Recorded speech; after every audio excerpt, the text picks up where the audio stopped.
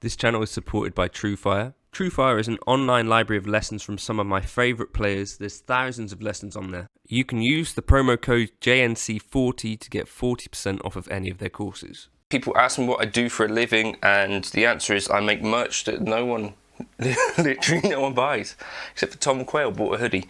Weird. Anyway, right, so the Helix 3.8 firmware just dropped, and I just nipped onto... Is this recording? Yeah.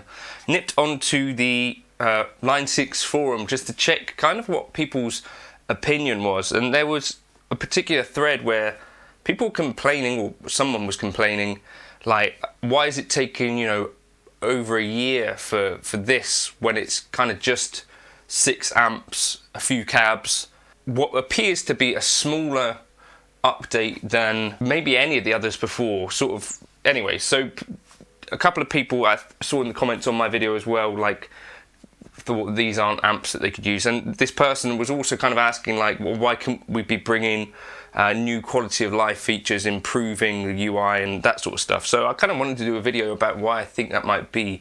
The answer, I'm relatively confident at this point, is because they're working on the successor to the Helix or the HX Stomp, or a new product, even though they say on the gear page and Facebook that there is not going to be a successor to the Helix imminently. I think probably there is.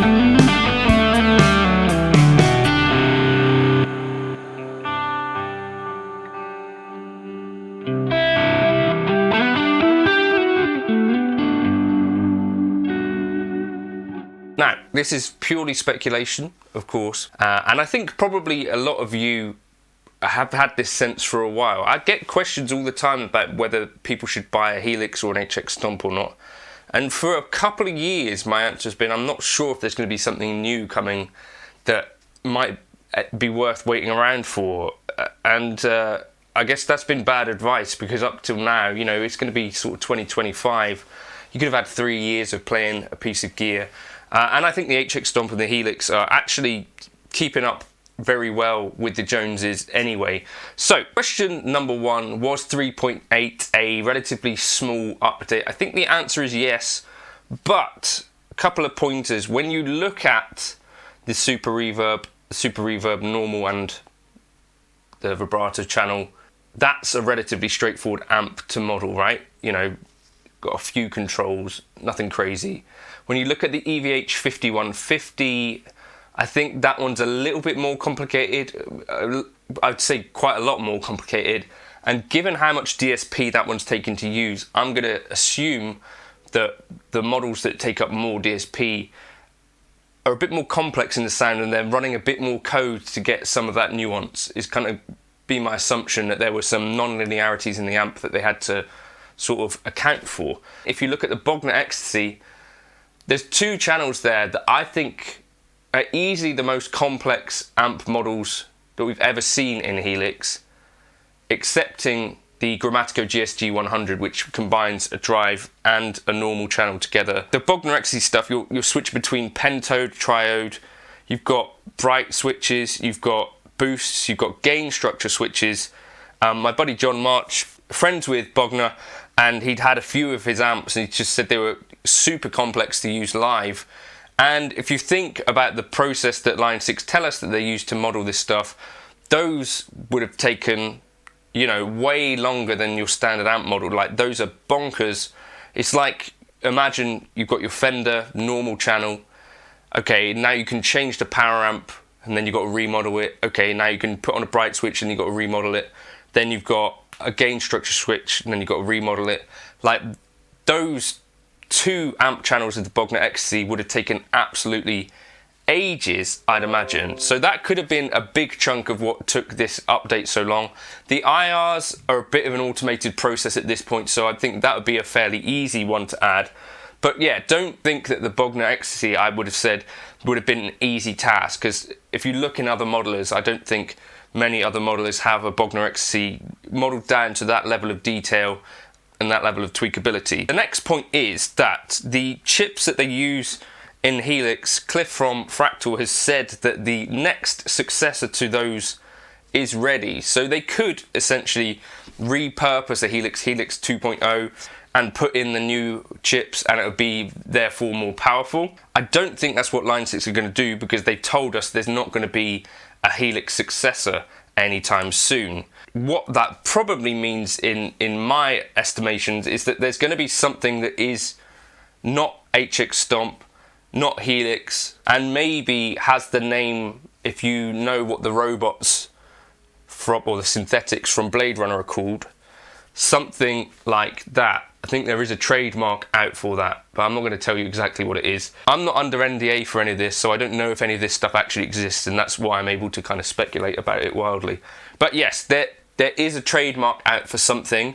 It's not specific and doesn't tell you exactly what it does. It just seems to be like a general trademark for a piece of gear, presumably. And this seems to be the trend, where something sort of smaller but more powerful, so between an HX Stomp and Helix Floor, you could imagine, I don't know, something Tone Master Pro size. However, I think the real thing is that Line 6 generally have wanted to be pushing the envelope. If you imagine 2015, before the Helix came along, the landscape for modelling was quite a lot different. You know, they brought out these scribble strips. That became a thing that kind of happened more with Line 6, right? Before that, you look at the foot switches for like controllers for the Axfex 2, it was just people were putting on these stickers with like stomps on and stuff like that.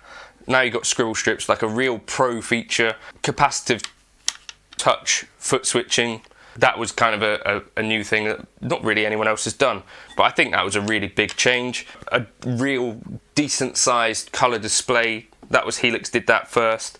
The amount of connectivity was a bit of a big thing for Helix, but the future, you know, now that the Variax is kaput, that Variax part is going to go, that part here I mean, maybe this digital output section is going to be reduced, you know, has the power cab taken off like they possibly hoped, I don't know. There's definitely some shrinkage that you could build in here, and I think crucially, I think a lot of people are expecting that Line 6 at some point are going to have an answer to this tone capture, tone profiling thing.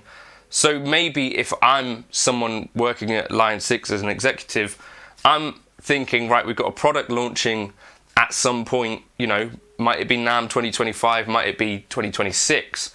Are you going to hold back some features so that you've got something to properly differentiate this new piece of gear, whatever it's going to be, from the Helix floor, from the HX Stomp? I'd say yes, you probably are going to, so that that launch lands with as big a bang as possible.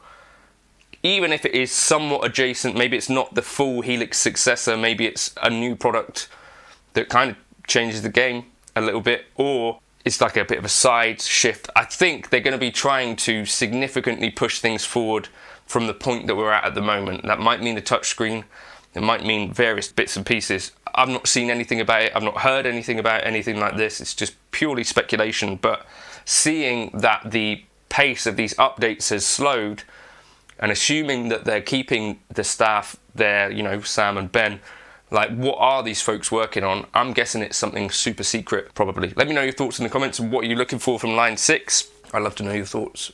Just stopping by.